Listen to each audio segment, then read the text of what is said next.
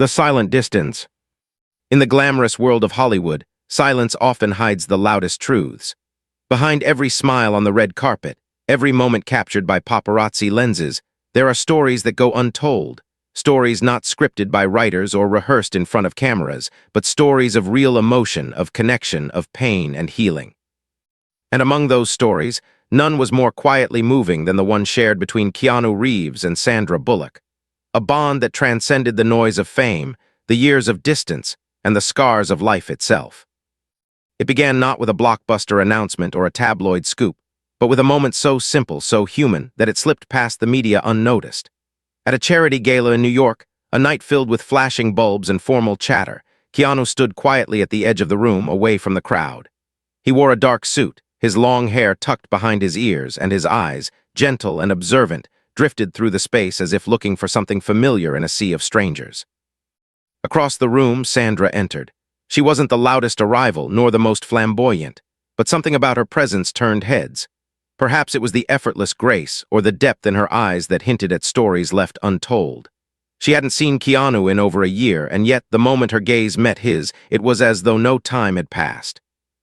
There was no dramatic embrace, no staged reunion, only a soft smile and a nod. But for both of them, that moment felt like something old being rediscovered, something real. For years, people had speculated about them, ever since Speed, the film that first brought them together decades ago. There had always been an unspoken energy between them. Chemistry, yes, but more than that, respect, understanding, even a quiet sadness that only they seemed to share. Life had taken them in different directions. Keanu, the soulful loner known for his deep losses and quiet generosity. Sandra, the strong yet vulnerable spirit who had faced heartbreak with dignity and grace. They had loved, lost, grown, healed separately. But fate, as it often does with kindred spirits, had other plans. That evening they found themselves sitting beside each other at a table filled with industry elites and philanthropists. But the world around them faded quickly. It was just them. And for the first time in years they talked, not just the surface-level catch-up conversations celebrities often have, but deeply. About life, about grief, about the things they never got to say when the cameras stopped rolling all those years ago. Keanu spoke softly about his quiet evenings, his motorcycle rides through the California hills, the books that kept him company when the world felt too loud.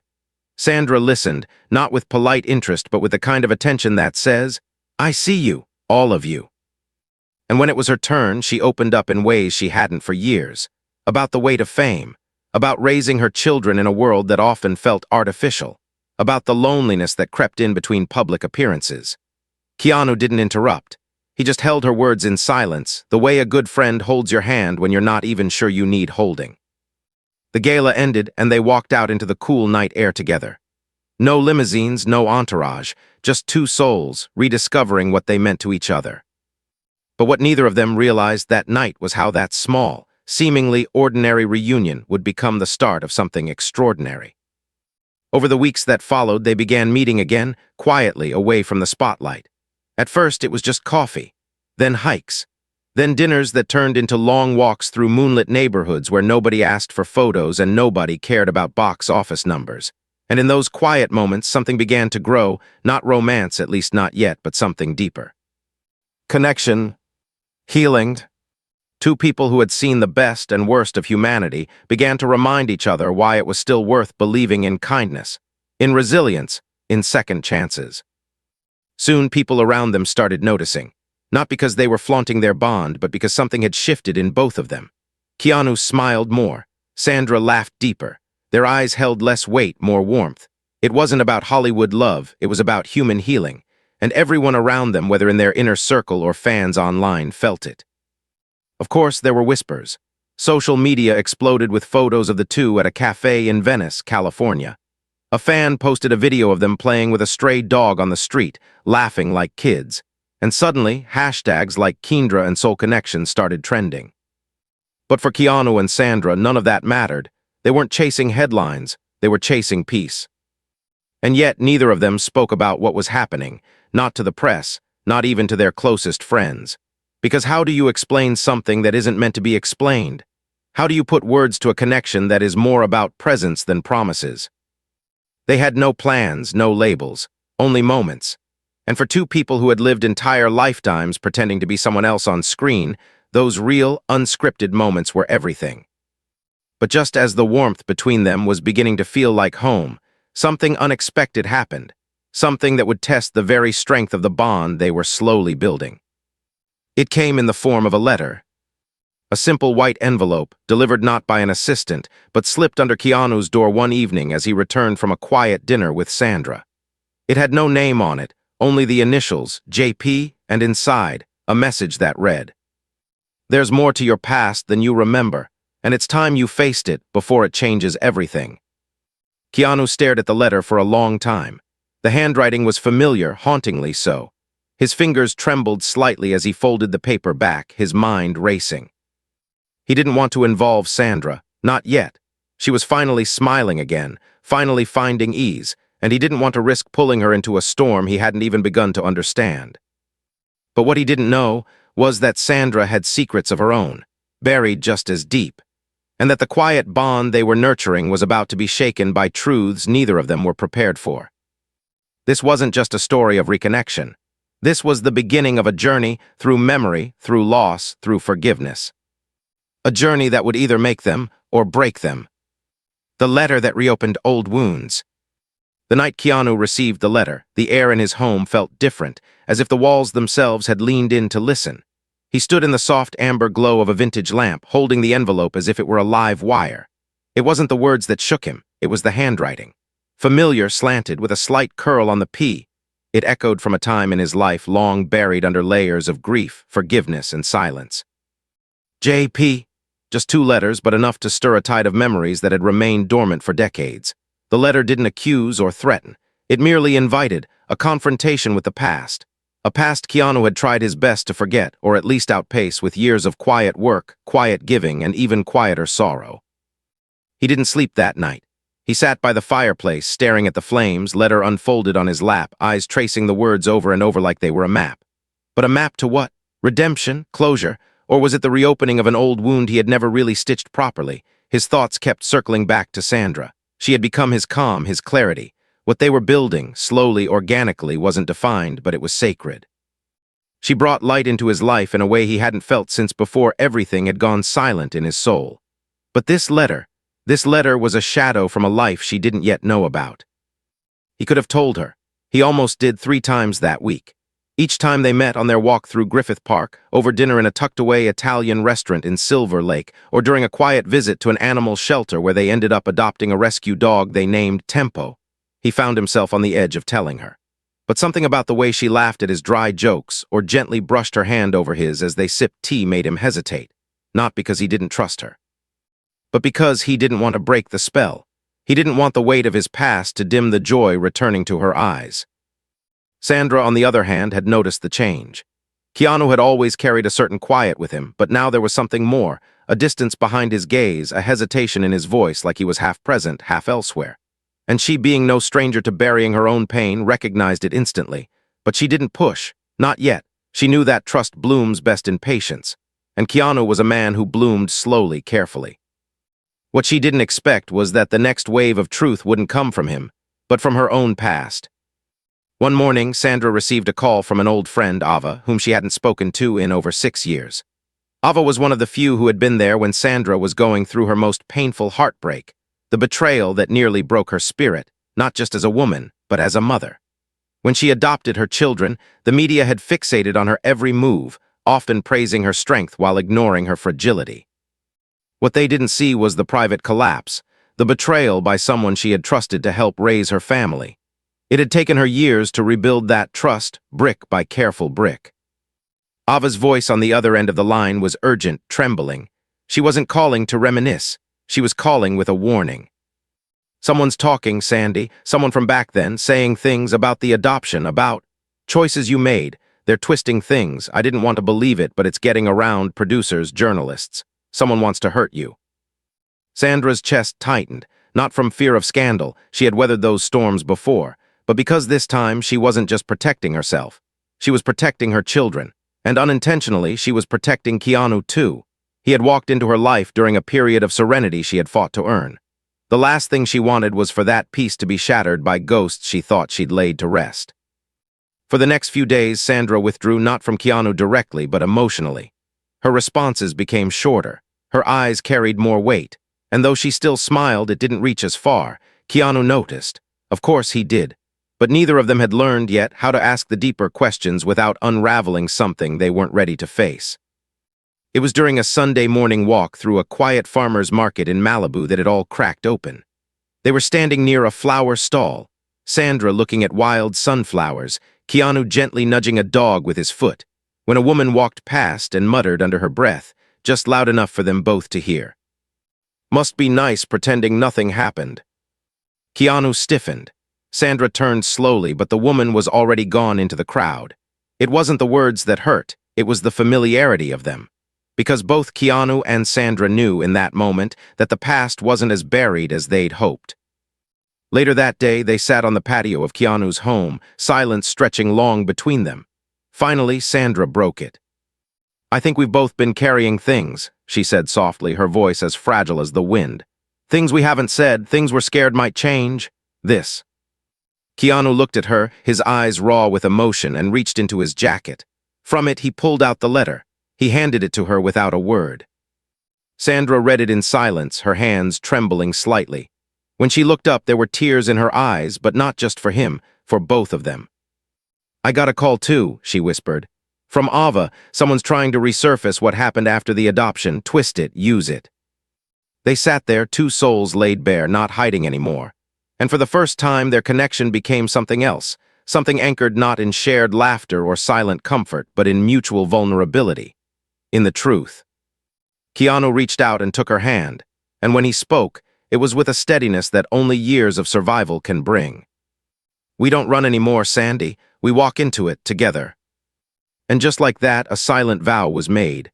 Not of romance, not yet, but of alliance, of standing together in the face of whatever storm was coming. What neither of them expected was how that vow would be tested far sooner than they imagined. When a leaked article hit the internet within days, dragging both their names into a speculative firestorm. Headlines blazed with misleading quotes, suggestive timelines, and bold accusations.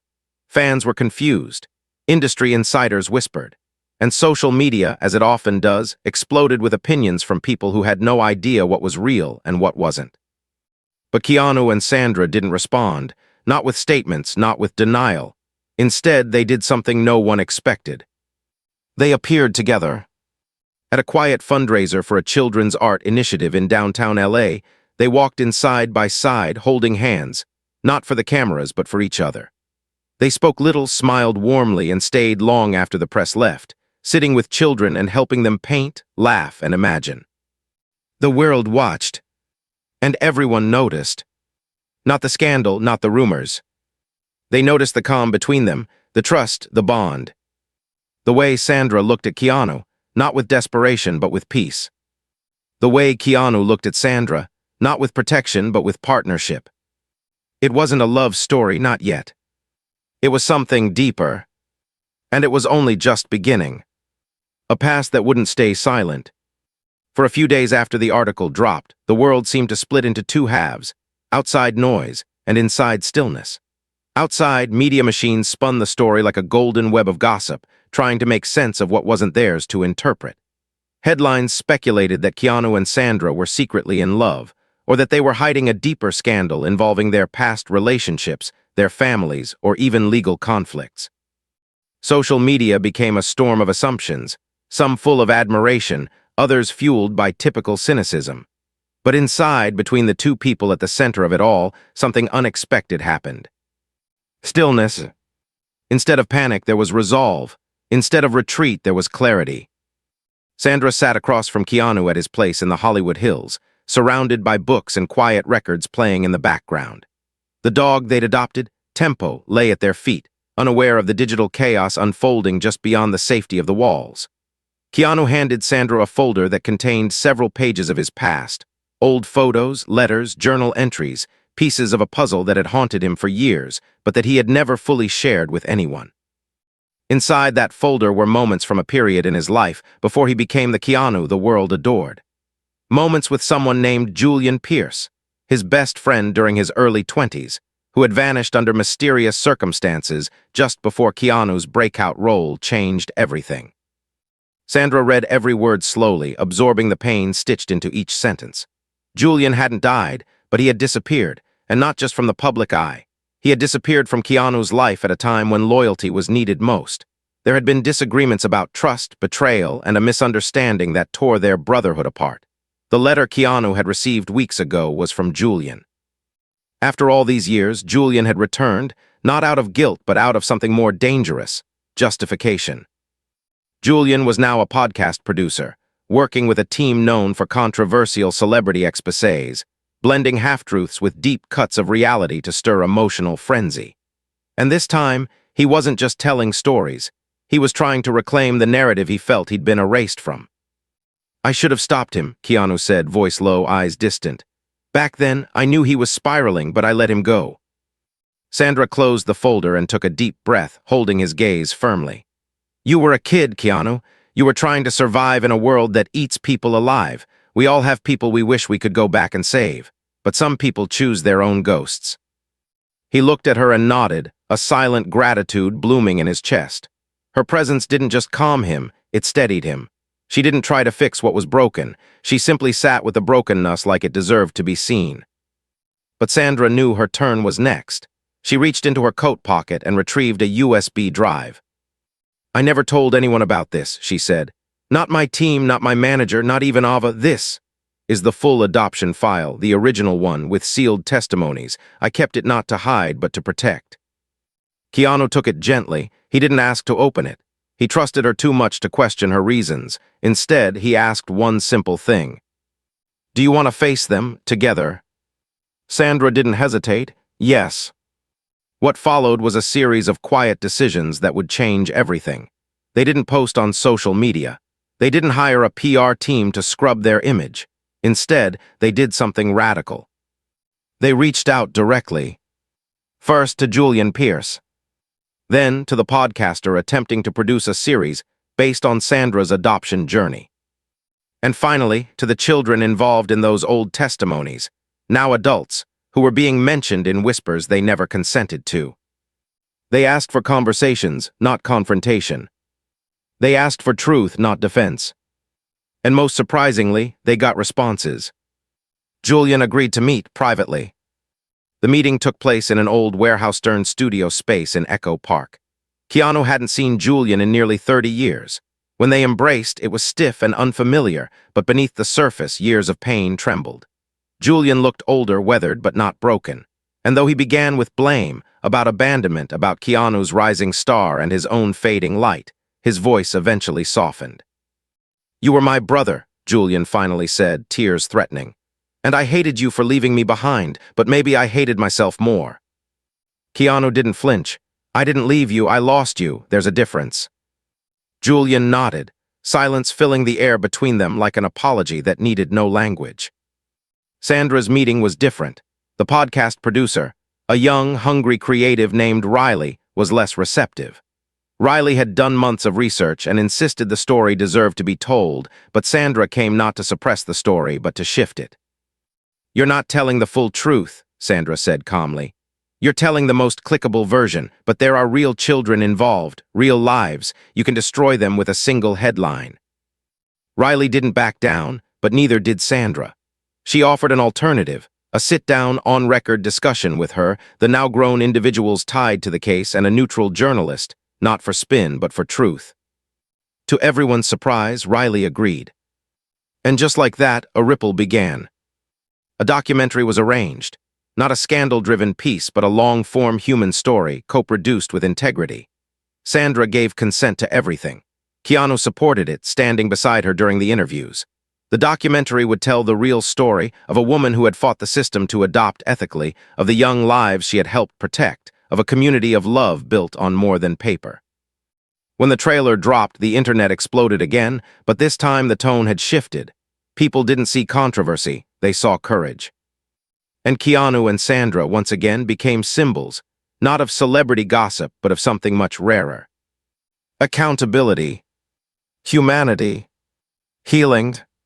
But what truly transformed everything came weeks later, when Sandra invited Keanu to a private ceremony at a small community center in Texas, where her oldest adopted son, now a young adult, was being honored for his volunteer work with children who had lost parents to incarceration. Keanu stood in the back of the room quietly, hands in his pockets, tears in his eyes, as the young man gave a speech about second chances, about finding belonging, about the people who choose to love you even when they don't have to. When the speech ended, the crowd stood in applause. Sandra turned toward Keanu, and this time, without hesitation, he walked forward, hugged her son tightly, and whispered something only the two of them could hear. And everyone noticed. Not just the tabloids or fans, but the community. The children in the room. The ones who had been broken by the system. The ones who had been told they weren't enough. They noticed that love didn't always come wrapped in romance. Sometimes it arrived in steady hands, shared grief, and chosen family. Outside, the sky rumbled with soft thunder. Rain began to fall, a quiet cleansing. And inside that small center, Keanu and Sandra stood side by side, no longer hiding from their pasts, but carrying them with purpose. Whatever was coming next, fame, criticism, questions, they would face it. Together, and slowly the world stopped speculating. It began listening. And for the first time, the story wasn't just about two celebrities growing closer. It was about two humans finding each other in a world that had once tried to keep them alone. The fire in the spotlight. There are moments in life when the quiet strength of two souls is thrust into a roaring world that demands them to act, not just as individuals but as examples. Keanu Reeves and Sandra Bullock had never sought to be spokespeople for a movement, nor heroes in the eyes of a hungry media cycle. They had spent their entire lives building their careers with grace, avoiding scandal, choosing work that spoke louder than their private lives. But sometimes, when you walk the path of truth, life hands you the weight of leadership, not because you ask for it, but because you're the only ones willing to carry it with honor. The documentary Sandra had participated in with Keanu's full backing had aired only 2 weeks earlier. Titled The Paper Trail of the Heart, it had stunned the entertainment world. Critics had expected something safe, sanitized. What they got instead was raw humanity, interviews with adoptees who spoke not about privilege, but about survival. Footage of Sandra crying softly as she recalled her private war with the system. Keanu holding her hand silently during moments of emotional collapse, and real testimonies from those who had been used in the failed media attempt to smear their names, now reclaiming their truth with power. The impact was instant. Messages poured in from around the world. Not just fans, but families, children, adoptive parents, and social workers wrote letters, emails, and public posts, thanking them for shedding light on a process often buried beneath bureaucracy and silence. Keanu and Sandra had unwittingly become the face of something much bigger than themselves, the fight for ethical adoption reform. But it wasn't long before that attention came with a price. One morning, as Keanu sipped his black coffee and fed tempo at his kitchen table, his phone buzzed with a message from Sandra. 4 words, simple but urgent. Turn on the news. He did. And there it was. A foster care center in rural Arkansas had burned down overnight. Investigators suspected arson. Dozens of children had been displaced. But what made it personal, what tied it to them, was the name of the center. It was the same one Sandra had anonymously donated to for years. The same center where one of her adopted children had once stayed, briefly, during the dark transition years before she entered their life. The fire hadn't just taken a building. It had torn through the very foundation of something she had fought silently to support. Keanu drove straight to her home, no questions asked. When she opened the door, she was already packed. "We have to go," she said, her voice steady but her eyes glassy. And go they did. Without a press announcement, without a security team, just 2 people, a rented vehicle, and a mission far greater than damage control. The town was small, quiet, wounded. Ash still clung to the corners of the street where the center had stood. Locals stood watching as workers combed through the debris, looking for anything salvageable, books, personal items, files, anything that could tell the story of the children who had called that place home. Keanu and Sandra didn't enter as celebrities. They arrived as volunteers. They put on gloves. They hauled wood. They sat with crying staff members who had lost more than their jobs. They had lost their purpose. Sandra met with the woman who had run the center for 2 decades, Ms. Lorraine, a battle-scarred angel with gray curls and a spine made of iron. The woman hugged Sandra tightly and whispered, "I always knew you'd come back, and I always knew you never forgot." In that moment, Sandra broke. All the press, all the restraint, all the grace, it fell away. She cried like a mother who had lost a child, even though she hadn't, because in many ways she knew this place had saved hers. Keanu, watching quietly, moved closer to the children, those who had been relocated to a nearby school gymnasium. They weren't afraid of him. They didn't know the movies. They knew energy. And Keanu's was calm, safe. He sat with them, listened, read books aloud, laughed softly. And later that night, when he saw 2 brothers curled up in fear near the exit door, he lay on the floor beside them until they fell asleep. It wasn't just compassion, it was presence, and it didn't go unnoticed. A local journalist wrote a piece titled, "They didn't have to come, but they did," and within days it went viral. The response was overwhelming. Donations poured in, architects volunteered to rebuild, therapists offered free care, and suddenly a tragedy became a rallying cry. Keanu and Sandra didn't speak in press conferences. They didn't hire spokespeople, they just stayed. 10 days. That's how long they remained in that town. In those 10 days, Sandra helped design the blueprint for a new center, one that would include creative therapy rooms, educational labs, and a rooftop garden. Keanu worked with local teachers to create a mobile film unit where kids could learn to tell their own stories through short documentaries. They didn't leave until the first wall was built. When they finally returned to Lowe's Angels, something had shifted. The world no longer saw them as just actors. They were now protectors of something sacred: children, truth, memory. But that shift came with pressure. Offers poured in to capitalize on their moment. Book deals, speaking tour, a joint podcast, brand campaigns wanting to stamp their faces on everything from nonprofits to emotional wellness apps. And behind those offers were strings, branding, narratives, expectations. Sandra turned to Keanu one evening as they walked barefoot along the beach near Point Doom, stars above them, the ocean mirroring the sky. She asked the question they both had been circling. Are we something to the world now, or are we just us? Keanu thought for a long moment, then said, I think we're just us, and maybe the world is thirsty for something real. She nodded slowly. Then we stay real no matter what. And that became their quiet mission. They launched a foundation, not under their names but under a simple title, Haven. It would support foster care transitions, youth mental health, and post-adoption services. No red carpets, no celebrity endorsements, just work. Real, hard, invisible work. Everyone noticed. Not because they shouted, but because they showed up. Consistently, quietly, humanly. And amidst all this, their own relationship deepened, not with fireworks or declarations, but with a tenderness built from truth.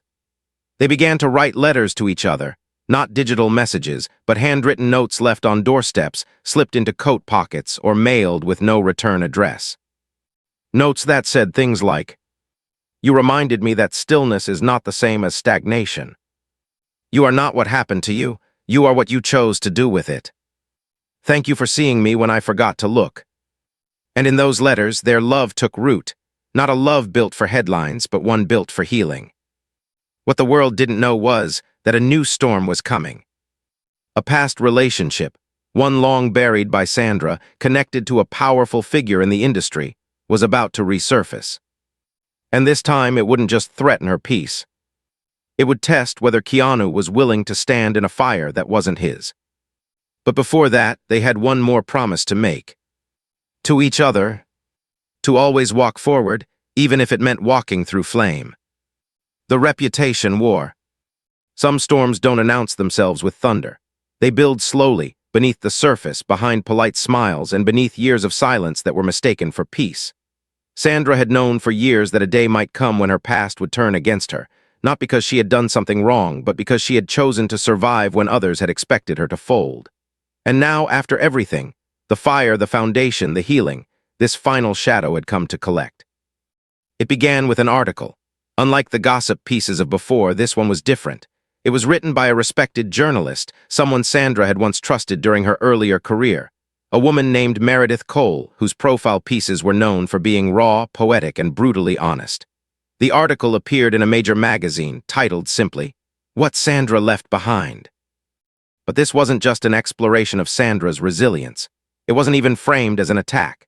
It was something far more dangerous, a polished story built on whispers, partial truths, and emotional manipulation.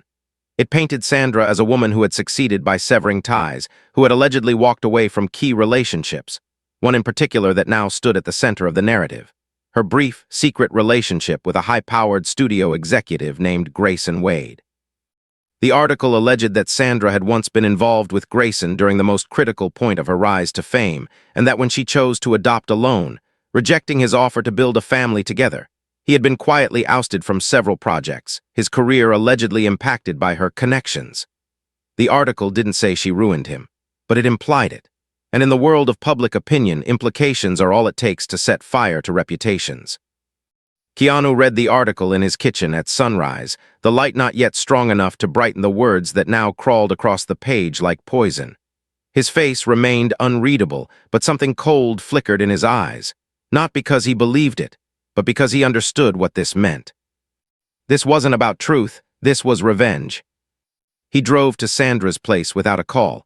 When she opened the door, she had already read it. The shadows under her eyes told him everything.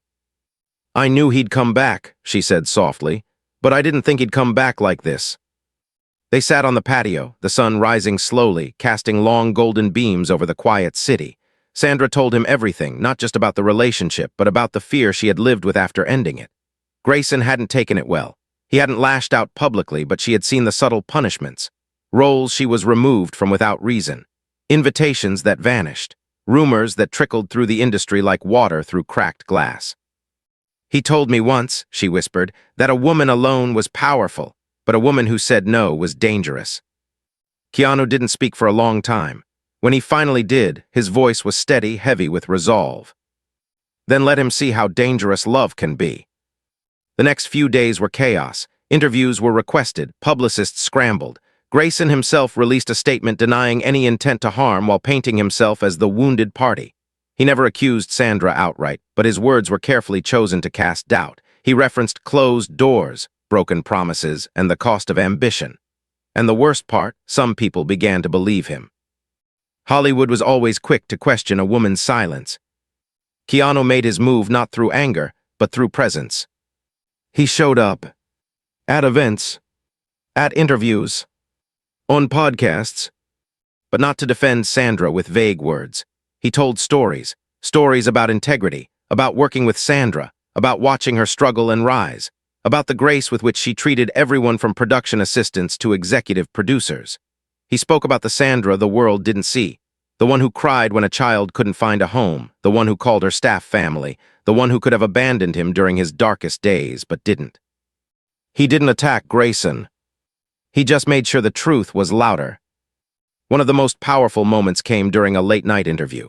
The host, known for pushing boundaries, asked bluntly, "Keanu, do you think Sandra's past relationships impacted her career unfairly?"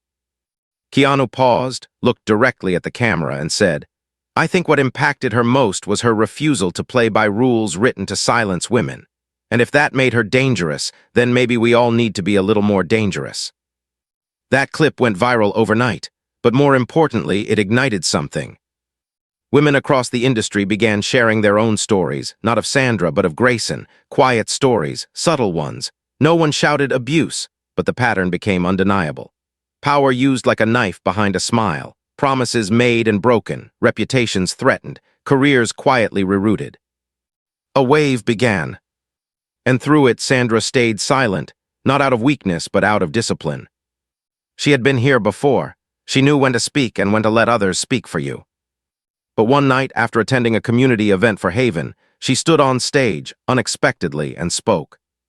Not with a script. Not for applause. Just truth.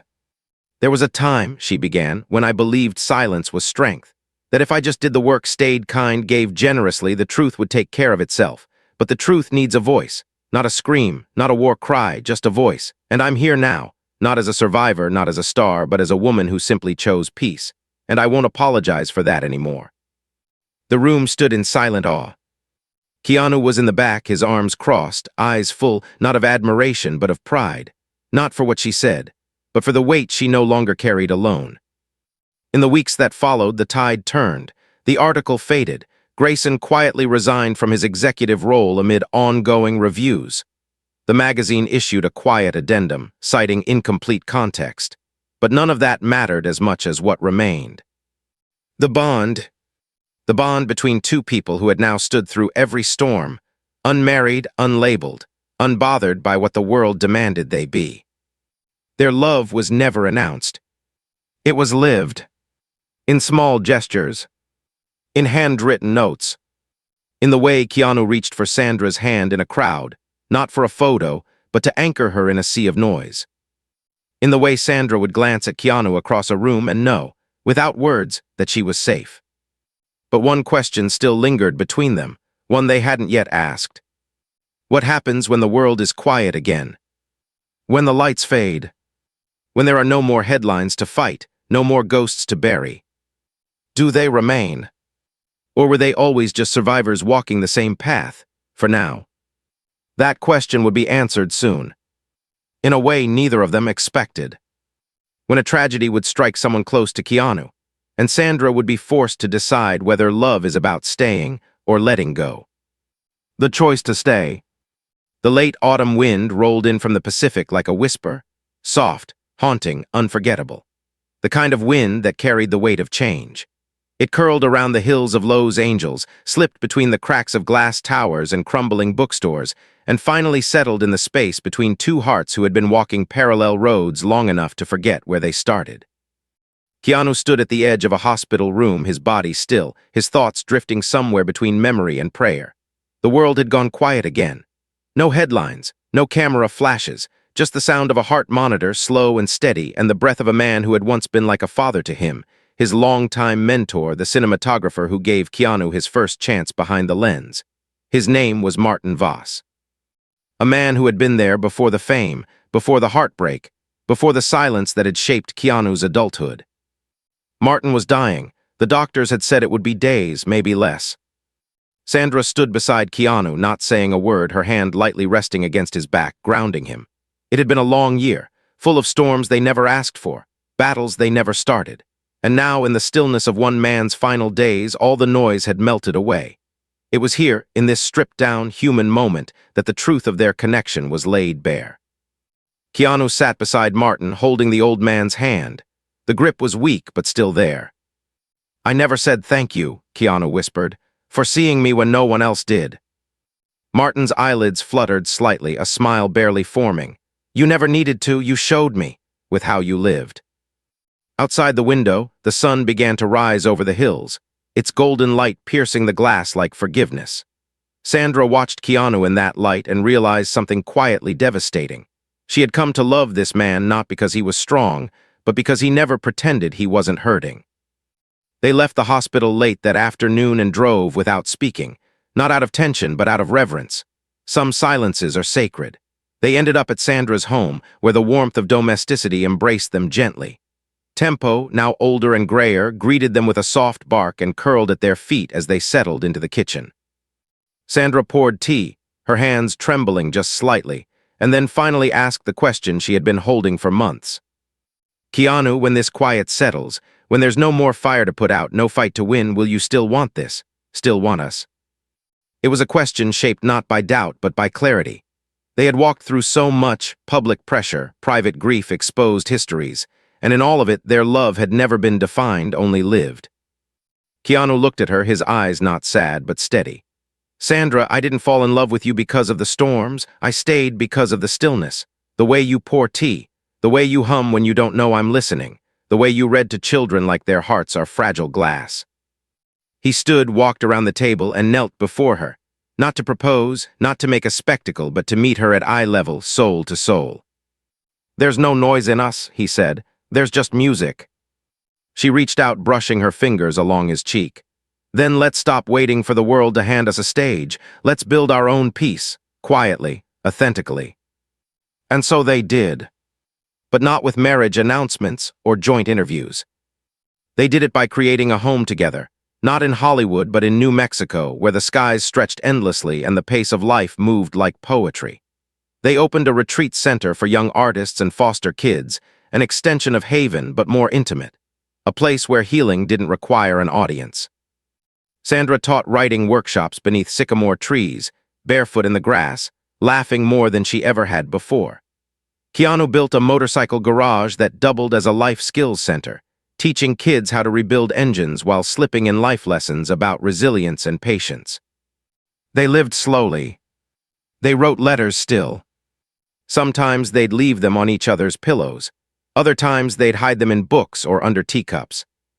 Letters like, "I didn't believe in forever until I learned it doesn't have to mean endless. It just has to mean everything for as long as we have it. The world will always want a headline. Let's give them silence. Sacred, beautiful silence. You saved me, not with noise, but with noticing." The media, over time, moved on. New scandals came. New rumors formed. But the story of Keanu Reeves and Sandra Bullock slowly became legend. Not because of drama, but because of dignity. People still noticed them, at airports, in cafes, walking slowly down small-town roads hand in hand. But what people noticed now wasn't fame. It was something rarer. Peace. Wholeness. A quiet love. One that didn't burn to be seen, but glowed steadily in the background, like the last light of dusk, the first light of morning. And maybe, in a world that's always looking for noise, their story reminded us of something softer. That some of the most beautiful connections aren't forged in fireworks or declarations, but in endurance. In choosing each other again and again, not for show, not for likes, but for the calm that comes with knowing, this is where I'm meant to be. And so, when everyone said, "We've never seen them this close," they were right. Because Keanu and Sandra didn't fall in love. They grew into it. And they stayed. Quietly, boldly, forever.